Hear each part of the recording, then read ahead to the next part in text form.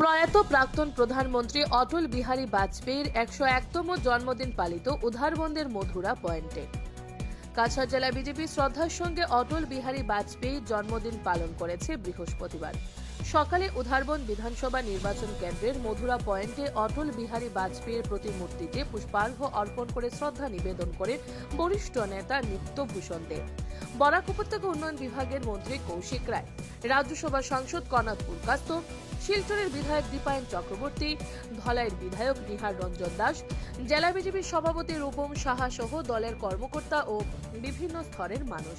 পরে এক সভা অনুষ্ঠিত হয়। সভায় বিভিন্ন বক্তা অটল বিহারী বাজপেয়ীর জীবনের কর্মকাণ্ড নিয়ে আলোচনা করেন। সভা পরিচালনা করেন রংপুর মালুগ্রাম মণ্ডল বিজেপি সভাপতি পুলক দেব। উধারবন থেকে শিবাজি ধরের রিপোর্ট, নববার্তা টুডে।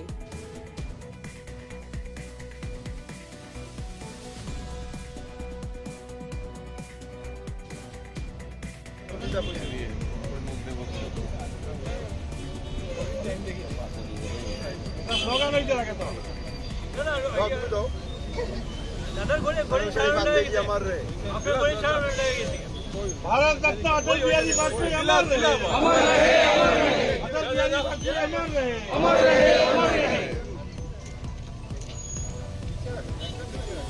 नीचे का जाओ, नीचे सामने बच्चा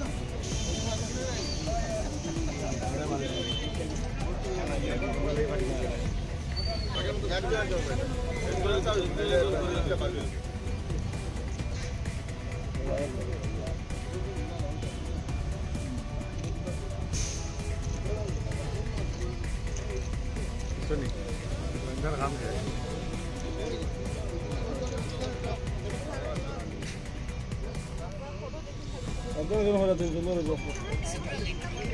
भीड़ लगे कंगन पूरा भीड़ लगे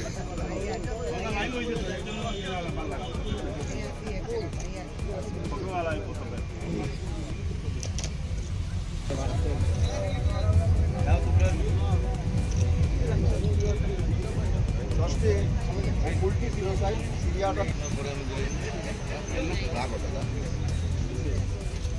तुम्हारे द्वार के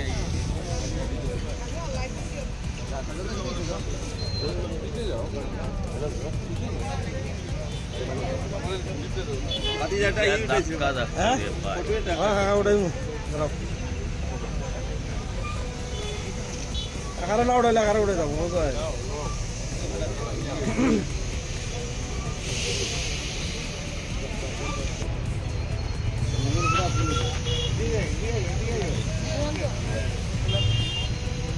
এদিকে যাইও না, এদিকে যাইলে বড় সুন্দর হতো না। কার মুখ উঠবে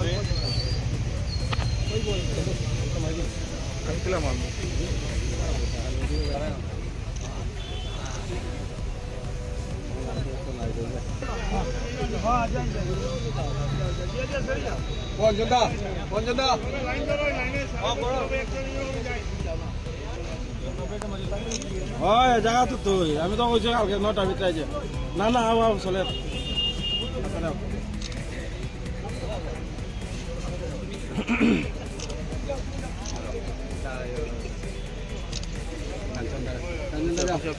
সব 20 টাকা করে লাগবে একা ফটো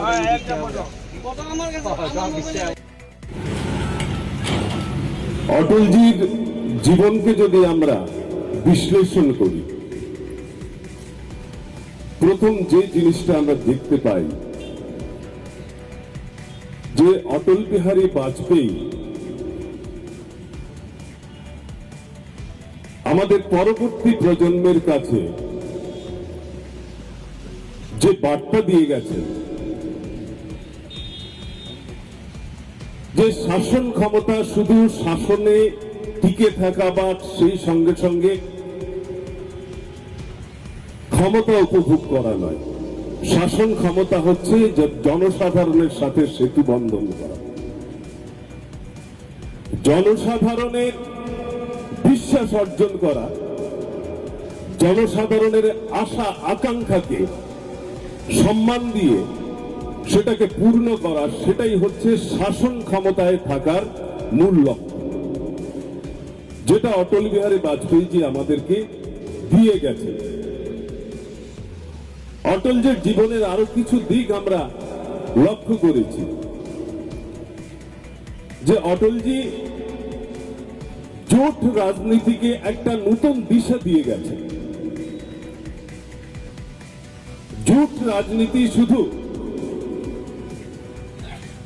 যে স্বার্থকে সুরক্ষিত রেখে অন্যের স্বার্থ পূরণ করার মাধ্যমে জোট রাজনীতি পরিচালনা করা, সেটা কিন্তু উনি সেই পথে উনি কিন্তু চলেননি। আমরা লক্ষ্য করেছি যে অটলজি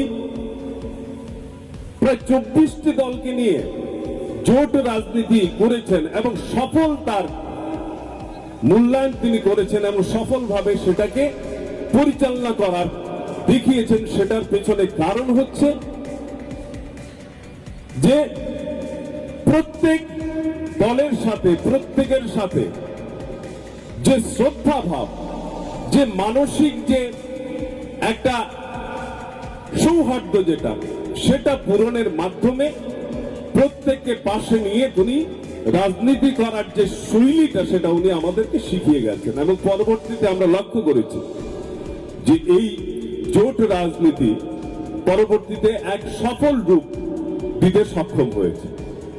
যেরকম ভালো পেয়েছিলেন, আসামকে ভালো পেয়েছিলেন। আর আমরা সবাই জানি যে আজ পর্যন্ত আসামকে নিয়ে, আসামকে কোনো ব্যক্তিকে যদি সম্মান জানানোর কাজ কোনো সরকার বা কোনো প্রধানমন্ত্রী করেছিলেন, সেটা অটল বিহারী বাজপেয়ী ছিলেন। আর 1950 সালে গোপীনাথ বরদলৈ আসামের মুখ্যমন্ত্রী ওনার প্রয়াত হয়েছিল, কিন্তু 49 বছর পর কোন প্রথম অসমিয়াকে, কোন প্রথম আসামের নাগরিককে ভারত রত্ন দেওয়ার যে কাজ, সেই কাজ অটল বিহারী বাজপেয়ীজি সরকার সেই সময় করেছিল। আজকের দিনে বাজপেয়ীজির প্রতি শ্রদ্ধা জানাচ্ছি। বাজপেয়ীজি যেরকম প্রায় 50 বছর ওনার নিষ্কলঙ্ক একটা রাজনৈতিক জীবন, প্রায় 50 বছর উনি ভারতবর্ষের কোনো না কোনো সদনের উনি সদস্য হিসাবে ভারতবর্ষকে নেতৃত্ব দিয়েছেন। ভারত রত্ন উপাধি ওনাকে পরবর্তীতে সরকার দিয়েছে।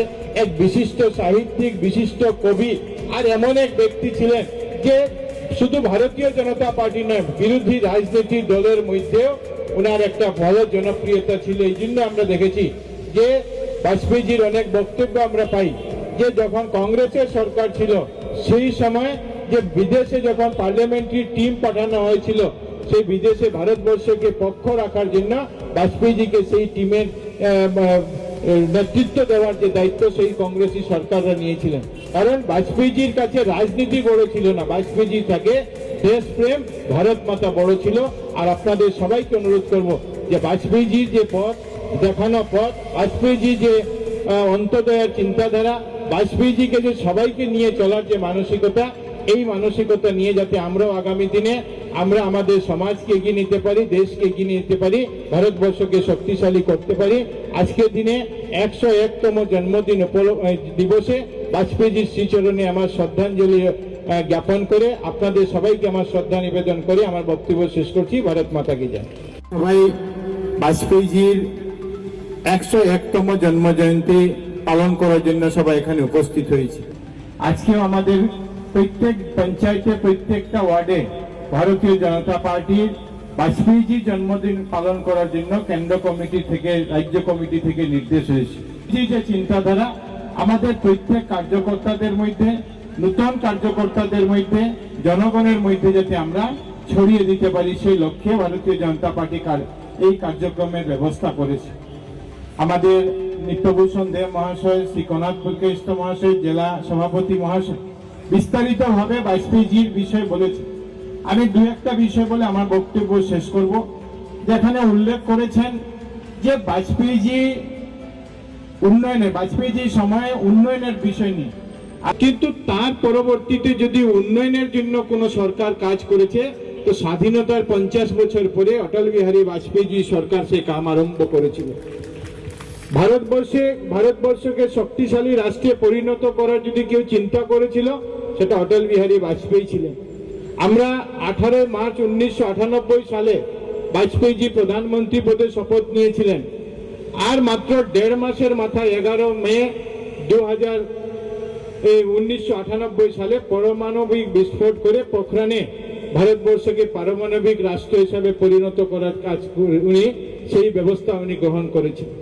আমরা সবাই জানি যে পরমাণু পরীক্ষা পোখরণে সেটা 1974 সালে হওয়ার কথা, কিন্তু সেই সময় থেকে আমেরিকার চাপে সেই কাজ সম্পূর্ণ হয়নি। কিন্তু বাজপেয়ীজি প্রধানমন্ত্রী হওয়ার পরে 1.5 মাসের মধ্যে সেই কাজকে সফল করার কাজ বাজপেয়ীজি করেছিলেন। আর আমাদের সবার মনে আছে যে সেই